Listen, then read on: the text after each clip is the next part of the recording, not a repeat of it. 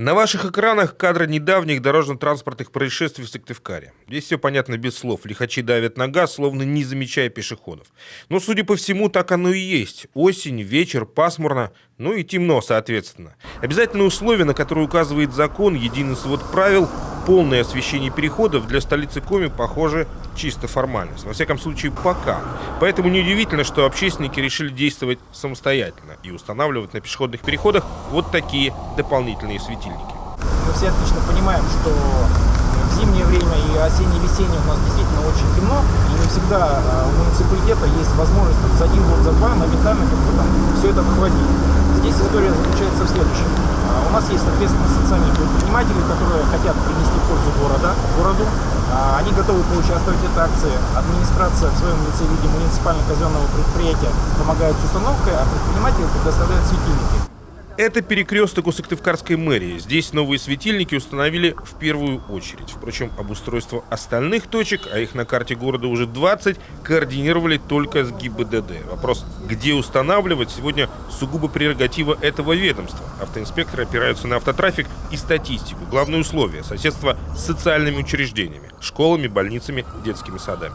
Многие пешеходные зоны, которые действительно были до этого более-менее темными, теперь и выделяются, и, соответственно, это всех устраивает. Пешехода видно в темное время суток, водители точно знают, что там никого нет, либо кто-то есть, соответственно, этих граждан там видно. Ну вот этот симбиоз администрации, муниципального предприятия, депутатов и предпринимателей, он дает свои результаты. Нам город надо облагораживать, надо заниматься его развитием. Я думаю, что это не самый плохой вариант принести пользу городу.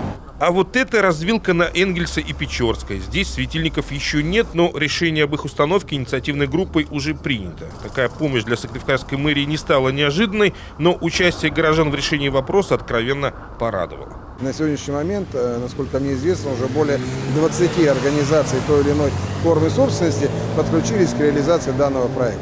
Потому что отдельно взятый пешеходный переход, наверное, настолько дорогая, инфраструктурная цена до этого объекта, что, в принципе, даже предприятия, расположенные в этом квартале, расположенные, в близлежащей зоне, имеют возможность профинансировать данный проект. Полный список 20 обновленных перекрестков на сайте «Моя Эжва». Обустроить их социально ответственные предприниматели обещают к концу года. Мэрия, конечно, сроки не ограничивает, ведь общественники, по сути, выполняют ее работу. И давить на них в этой ситуации, наверное, как-то неэтично. Максим Васильев, Вячеслав Беспалов, телеканал Юрган, Сыктывкар.